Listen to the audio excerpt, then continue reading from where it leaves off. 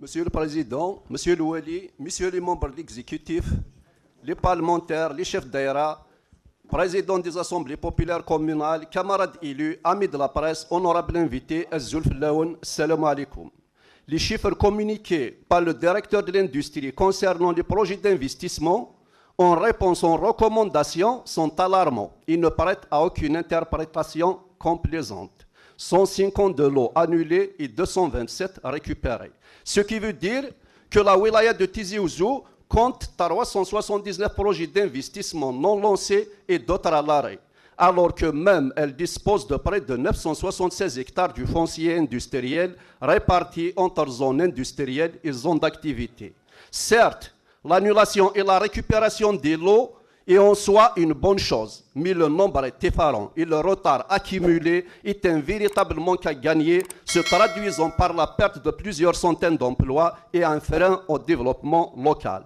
Ce décalage entre le potentiel disponible et la réalité du terrain n'est plus un simple dysfonctionnement administratif, c'est un blocage structurel profond. À Ouadaïsi, seule zone industrielle réellement en exploitation, des projets autorisés attendent depuis des années leur lancement effectif.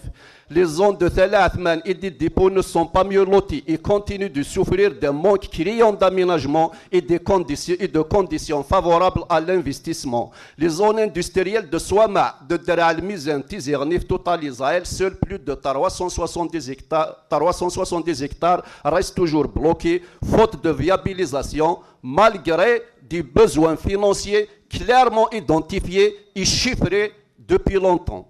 S'agissant des zones d'activité communale, la situation est encore plus préoccupante. Presque toutes sont dépourvues de viabilité, exception faite de la zone d'activité de Makouda. Cette carence empêche la concrétisation de projets susceptibles de générer de milliers d'emplois directs.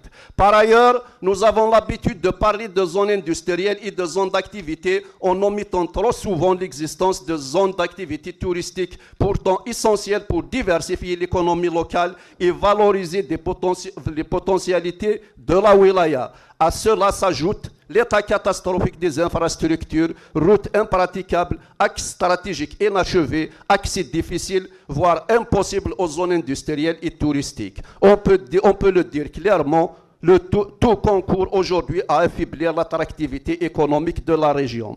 Monsieur Louali, Monsieur le Président, on ne peut pas parler d'investissement sans route et on ne peut pas parler de développement sans infrastructures fiables. Or, aujourd'hui, plus de 55% du réseau routier de la wilaya est en mauvais ou en moyen état. Ce chiffre est un constat officiel et l'illustration d'un échec du secteur des travaux publics.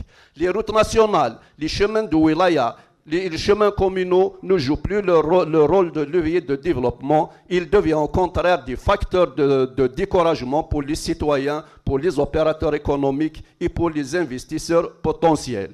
Nous avions nourri un certain espoir lors de la visite du ministère des Travaux publics. Nous nous attendions à une enveloppe conséquente capable d'alléger ne serait-ce qu'en partie la situation dramatique du réseau routier. Malheureusement, il n'y a rien eu, malgré un dossier solidement défendu, preuve à l'appui.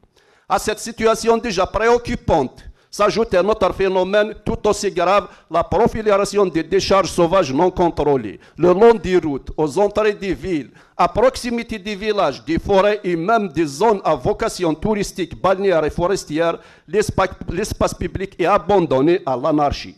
Ces décharges ne sont pas seulement un problème environnemental, elles constituent une atteinte directe à l'image de la wilaya, dévalorise le foncier, dégrade la santé publique et surtout dissuade toute dynamique économique sérieuse. Quel investisseur peut avoir confiance dans un territoire où les zones d'activité sont mal desservies et entourées d'ordures? Quel touriste accepterait de découvrir la montagne ou le littoral de la Kabylie à travers des paysages défigurés? Face à cette situation, quelles solutions concrètes avons-nous réellement mises en œuvre? Depuis plus de 20 ans, la direction de l'environnement nous parle de décharges contrôlées, de CUT, Centre d'enfouissement technique, d'études interminables et à chaque fois du même argument, l'opposition des citoyens. Cette opposition des citoyens ne peut plus servir d'alibi permanent à l'inaction publique. Lorsqu'un projet est bien expliqué, bien localisé, bien encadré et surtout transparent, l'adhésion est possible. Le vrai problème est l'absence de décision politique ferme et assumée. Nous avons également parlé de sensibilisation, de tri sélectif, de recyclage, d'économie verte. Sur le papier, ces solutions sont pertinentes, mais dans les faits, elles n'ont jamais dépassé le stade de discours. Il n'existe ni réseau structuré de tri, ni centre de valorisation opérationnelle à l'échelle de Wilaya, ni accompagnement sérieux des communes. Résultat, pendant que nous débattons, la nature se dégrade sous nos yeux, les forêts deviennent des dépotoirs et les routes des vitrines de la honte. Il faut donc avoir le courage de le dire clairement. Dans l'état actuel des choses, Tizi Ouzou a besoin d'une solution immédiate, réaliste et efficace. C'est dans ce sens que je rejoins mon camarade Rajef de la Commission Santé et Environnement sur la proposition de l'unité de valorisation énergétique ou d'un incinérateur moderne. Oui, l'incinération, lorsqu'elle est encadrée par des normes strictes, équipée de filtres performants et intégrée dans une stratégie globale, peut constituer une solution transitoire indispensable, voire l'unique solution à court terme pour sortir de cette urgence environnementale. Il ne s'agit pas de nier les autres options, mais de reconnaître que le tri sélectif et le recyclage ne peuvent fonctionner que s'ils sont déjà organisés, ce qui n'est pas le cas aujourd'hui. Continuer à les invoquer sans les mettre en œuvre revient à laisser la situation empirer. Ce que nous préconisons est donc clair, une décision politique courageuse pour mettre fin aux décharges sauvages par des sanctions effectives, la mise en place urgente d'une solution industrielle maîtrisée comme l'incinération moderne et en parallèle la construction progressive d'un véritable système de tri et de valorisation accompagné d'une sensibilisation réelle, pas symbolique. Chers camarades, l'environnement est une condition de survie économique, touristique et sociale. Chaque année perdue est un recul supplémentaire pour la wilaya. À force d'hésiter, nous avons laissé le problème devenir une crise. Il est temps maintenant de choisir l'action plutôt que l'attentisme. Monsieur le Président, Monsieur le Wali, le tourisme souffre gravement de cette situation et c'est un véritable gâchis stratégique. Tizi Ouzou dispose d'atouts naturels, culturels et humains considérables, montagnes, mer, patrimoine artisanal, festival, savoir-faire local. Mais ces atouts sont neutralisés par l'absence de projets structurants achevés, par l'état des routes et par l'anarchie environnementale. Le tourisme aurait pu et pourrait encore être un moteur de développement local, créateur d'emplois et de richesses. Or, aujourd'hui, il est freiné, marginalisé et sous-exploité avec des répercussions directes sur l'artisanat, la restauration, l'hébergement et l'économie locale dans son ensemble. Monsieur le Président, Monsieur le Wali, camarades élus, tout ce gâchis se produit dans une wilaya qui fonctionne déjà avec un budget maigre, largement insuffisant pour rattraper des années de retard accumulés. Mais il serait trop facile de se réfugier derrière l'argument budgétaire. Ce qu'on appelle aujourd'hui de retard sera qualifié demain à juste titre d'abandon. Tant que ce choix ne sera pas clairement assumé pour Tizi Ouzou, la wilaya restera à la traîne, non par manque de potentialité, mais par manque de décision courageuse. Monsieur le Président, Monsieur le Wali, en ce qui concerne la saison hivernale, force est de constater que nous ne disposons toujours pas d'une véritable politique d'anticipation. Nous intervenons souvent dans l'urgence, après le drame, au lieu de prévenir. Les plans hors sec des communes ne doivent plus être des simples documents administratifs. Il a fallu des pertes humaines pour que ce soit enfin réalisé le pont d'Azarar sur la route Lyon-Iloula à Bouzguen. Il a fallu faire subir aux enfants de village Sahel à Iflissen un calvaire quotidien, des détours de plusieurs kilomètres après qu'un pont a été emporté par les eaux. Avant que la situation ne soit prise au sérieux, faut-il attendre une catastrophe pour réaliser le pont reliant Djibla à Ougni Bougdel dans la commune de Ouegnoun? Par ailleurs, il est impératif que la direction des travaux publics engage sans délai des études techniques approfondies sur les ouvrages d'art fragilisés, notamment les ponts de bougies de Sidi Naman, ainsi que d'autres infrastructures traversant le Sibao, fortement exposées aux crues. Il est urgent de mobiliser un budget conséquent pour les études et les travaux de confortement des zones sujettes au glissement de terrain. Les exemples d'Ain al-Hammam ou les d'Aïsad, de Al-Mizan, Azazgaïq, Neshkomon de Diflissin doivent servir d'exemple. La prévention coûte toujours moins cher que la réparation et surtout moins que la perte de vie humaine.